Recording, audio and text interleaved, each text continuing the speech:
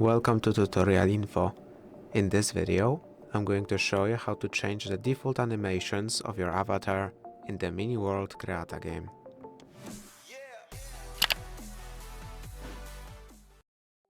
To change the default animations, from the main menu you want to tap on Start, and then here tap on this icon right here, then tap on the empty slot, and here you can change the default animations. Let's change it up. Pick the animations you like among all of these.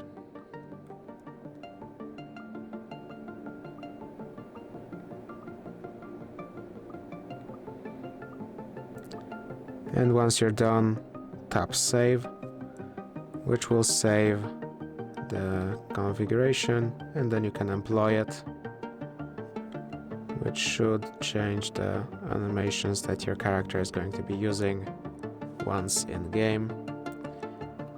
And that's it. If this video helped you, please consider subscribing, leave a like and a comment down below.